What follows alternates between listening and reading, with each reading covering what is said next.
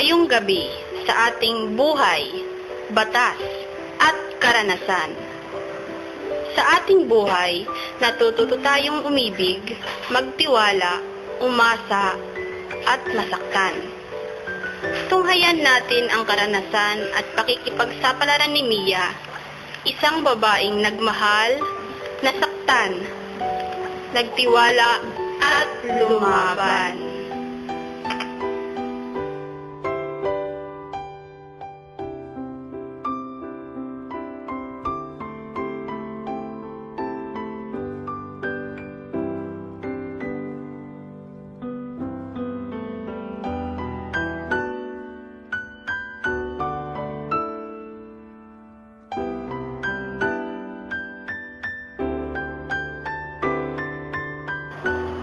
Dear Mommy Joy, sa isang networking site ko nakilala si Arnold. Subalit, panandalian lamang ang kaligayahan ko sa piling niya sapagkat di naglaon, lumabas din ang tunay niyang pagkatao.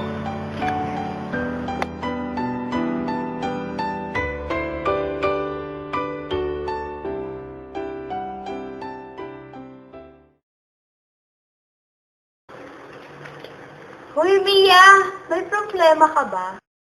Kailangan masama lang talagang pakiramdam ko. Sigurado ka? Oo naman. Oo nga, kanina ka pa namin napapansin na wala ka sa sarili mo. Wala lang talaga ako sunod makipag-usap ngayon. Bakit ang lungkot-lungkot mo? Bakit ganyan ka?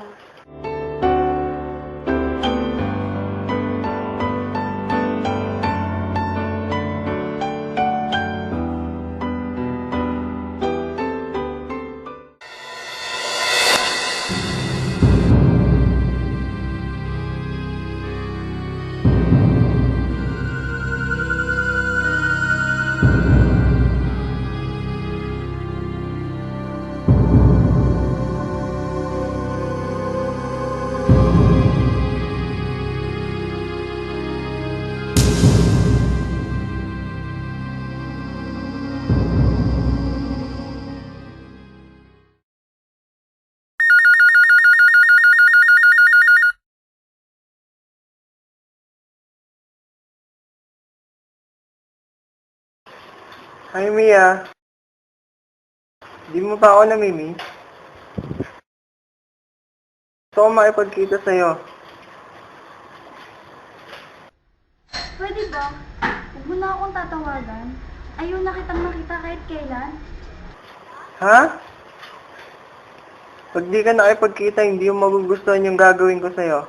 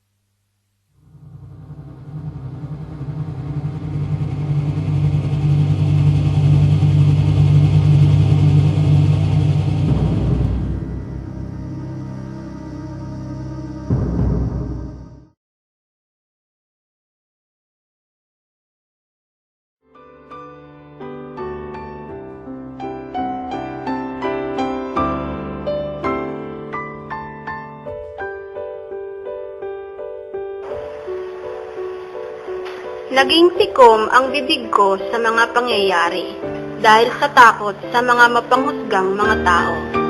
Subalit, ang pananahimik kong yon ang lalong nagdublob sa akin sa pang-aabuso at pananamantala.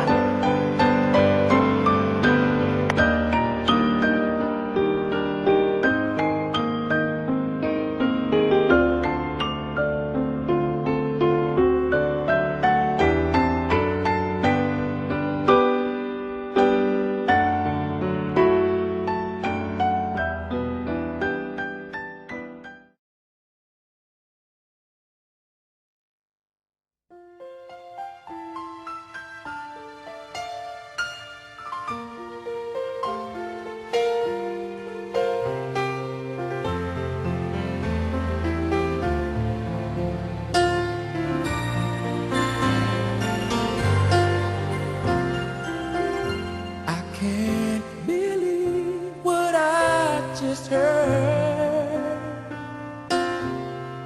Could it be true? Are you the girl I thought I knew?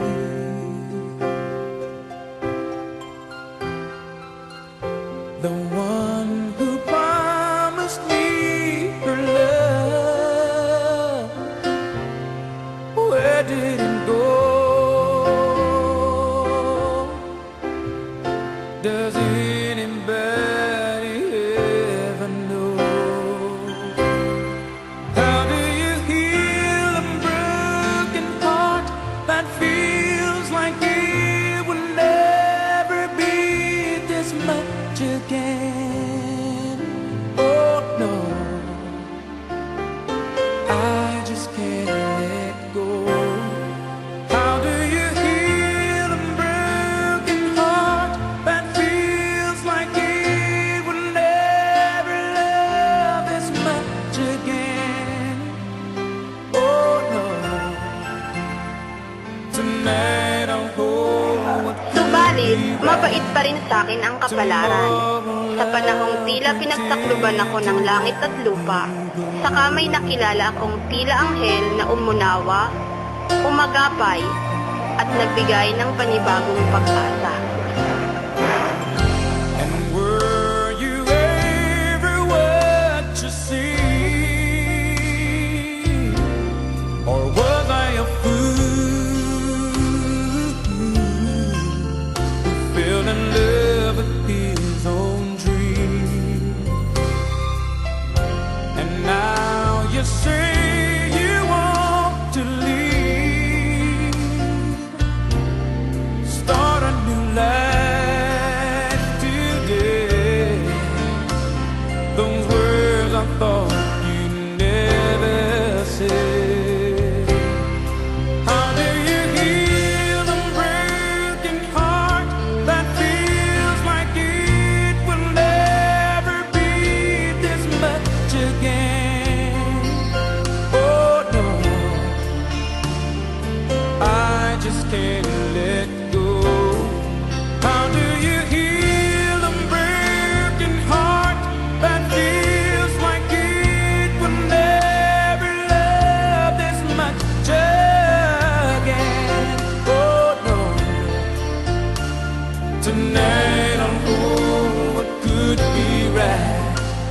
Tomorrow I'll pretend to finally put it all behind.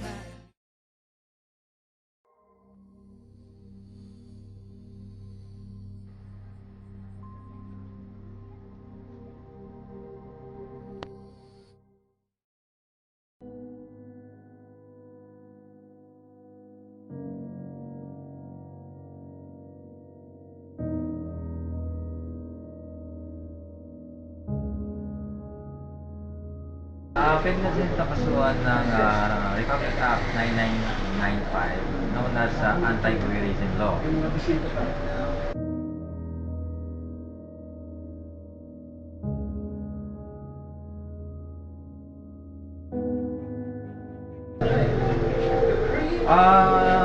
sila sa nearest na police station.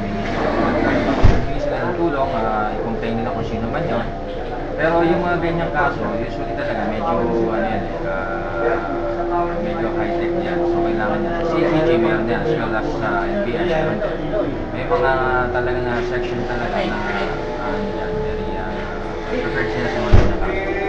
Pero any law enforcement pwede naman. Kasi sa Republic Act, by the Republic Act 1995, so pwede po kahit mag-file ng kaso. So syempre, kailangan lang ng mga matibay na ebidensya para paano natin ma-convict o paano natin na mapatunayan na talagang binayolate niya yung Republic Act 1995.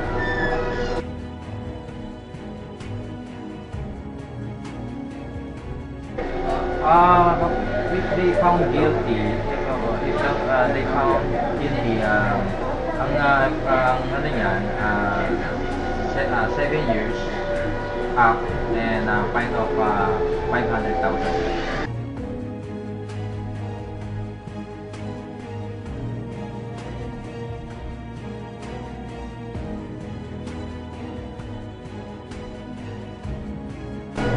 Siguro kailangan i-educate natin yung mga tao kasi marami pang hinakalam ng mga pala.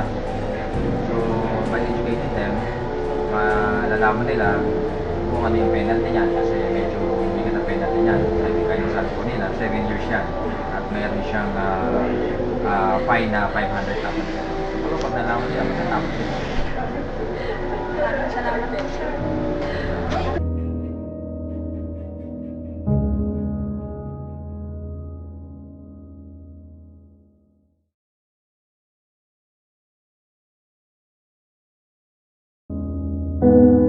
Ipinaglaban ko ang aking karapatan at nagtiwala ako sa batas, Mami Joy.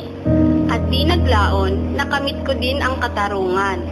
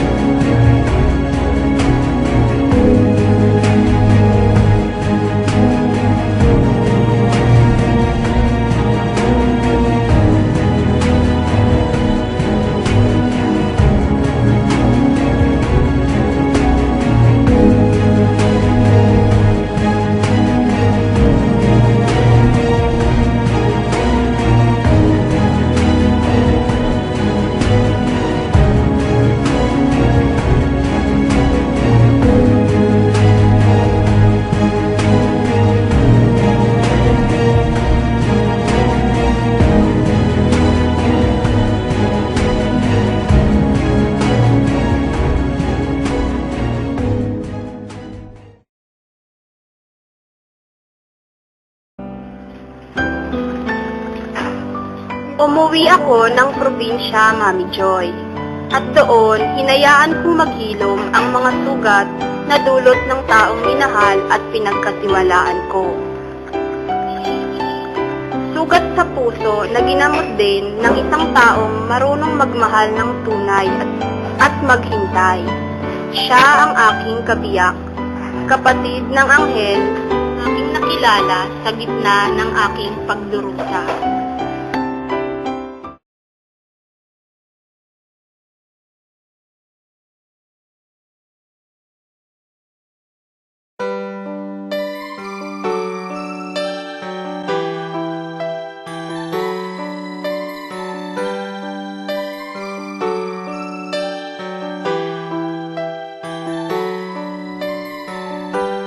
There was a time in my life when I opened my eyes and there you were.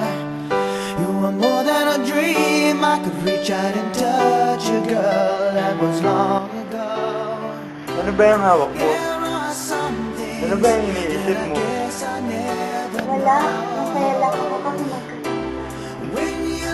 someone. You gotta learn to let them go. When I dream about you, that's when Kapag tayo'y nagtitiwala, hindi malayong tayo ay masaktan. Subalit, kapag tayo'y nasasaktan, natututo tayong lumaban at ipaglaban ang ating karapatan. Ang buhay ay mayaman sa karanasan, kaya't may batas para sa kaayusan. Bawat paglabag may kaparusahan. Huwag lamang mawawalan ng tiwala sa katarungan. Hanggang sa muli, ito po ang inyong lingkod, Mami Joy Reyes, na nag-iiwan ng kasabihan, sa kamay ng batas, lahat patas. How can I get